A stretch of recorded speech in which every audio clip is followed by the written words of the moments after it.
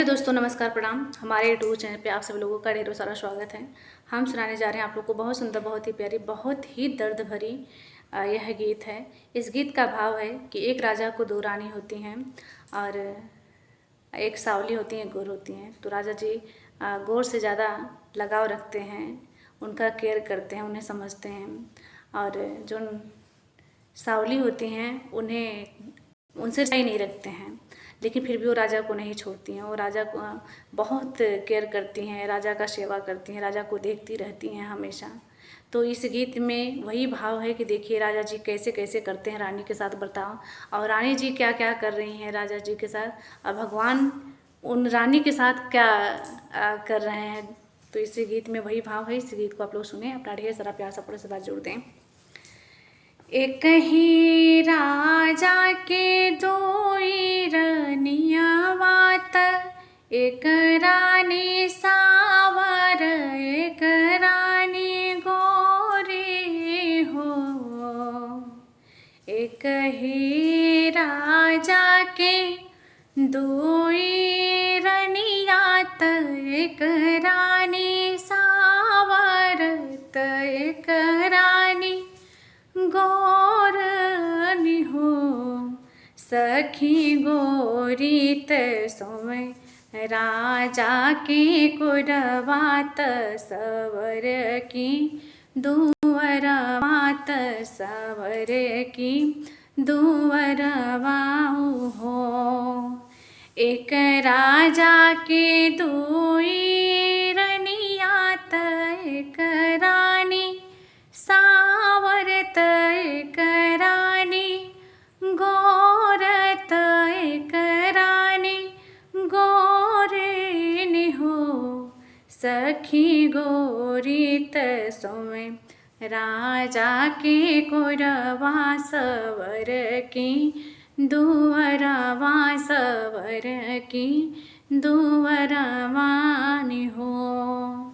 आधी रात घोड़ावा तोरानत, राजा उठी बान्हे तो राजा उठी बान्हई हो। बहिनी राजा के पड़े पर छैयात, सवर की गर्भ सनी सवर की गर्भ सनी हो। कि बहिनी राजा के पड़े पर छैयात, सवर की गर्भ सनी सवर की गर्भ सनी हो। सवरी बहरो घर रंगनात, गौरी ठाढ़ देखत गौरी ठाढ़ देखई हो।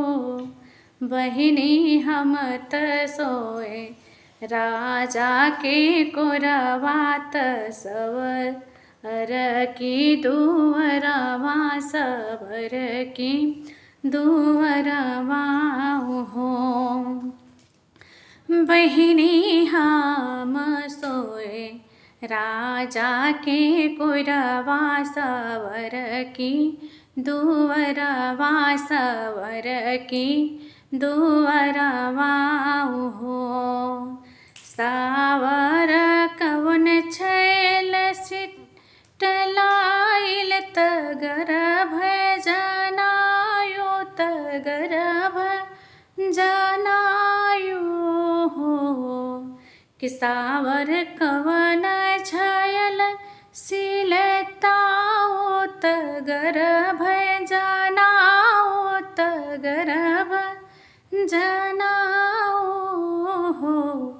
तसोर हम सो राजा के कुरवात, हम हूँ दुअरवात हम हूँ दुअरवाऊ हो।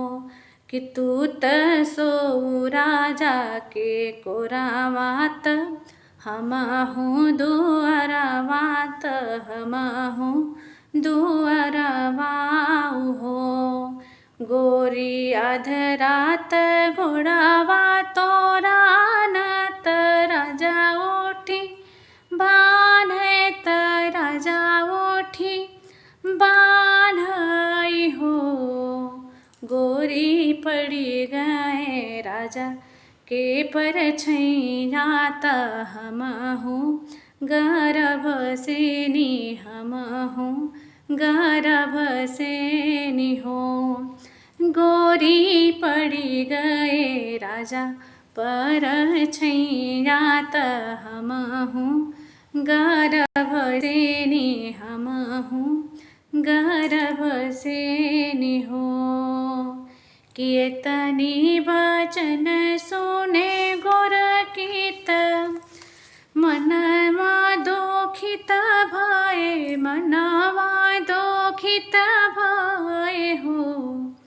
सखिया सोई गई तानी के चादरवा त मनवा वियोग भय मनवा वियोग भय हो। बहरे से आवे उनकर पियावा त रानी से आरज कर रानी से आरज कर हो। कि बहरे से आवे उनकर पियावा त रानी से आरज कर रानी से आरज कर हो। रानी कवने संकट तोहरे जियरा सो दुख निदिया सो दुख निदिया हो। ए हम त सोए राजा तोहरे गोदिया त सावर की दोवरावा सावर की दोवरावा हो। राजा सवरित भैली गर्भ से हम अपराधीन हम अपराधीन हो। कि हम त सोए राजा तोहरे गोदिया त सवर की दोवरावा सवर की दोवरावा हो। राजा सवरित भैली गर्भ से हम अपराधीन हम अपराधीन हो। कि चुप रहा रनिया तो सुर जी ने कारा तो सुन जी ने कारा हो। केहूँ जैसनी केहूँ से जीने कहा मोरी रनिया त कहा जीने रनिया हो। कि चुप रहा रनिया तो सुर जीने कारा केहूँ से जीने कहा केहूँ से जीने कहा हो। रानी सवर की के हुई है लालनावा हमारे घर सोहर हमारे घर सोहर हो। रानी ठुमकी लाल चली है तो तीनहु जने देखब तीनहु जने देखब हो। कि रानी सावर की के हुई है लालनावा हमारे घर सोहर हमारे घर सोहर हो। कि रानी ठुमकी लाल चली हैं तीनहु जने देखब तीनहु जने देखब हो। कि एक ही राजा के दुई रनिया त एकरा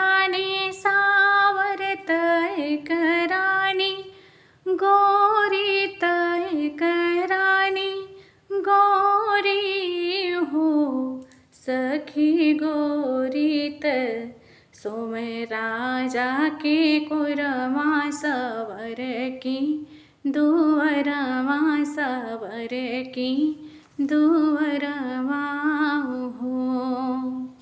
तो बहुत दर्द भरी यह गीत है। इस गीत को आप लोग सुने, अपना ढेर सारा प्यार सपोर्ट आशीर्वाद जरूर दें, कमेंट बॉक्स में अपनी राय भी दें।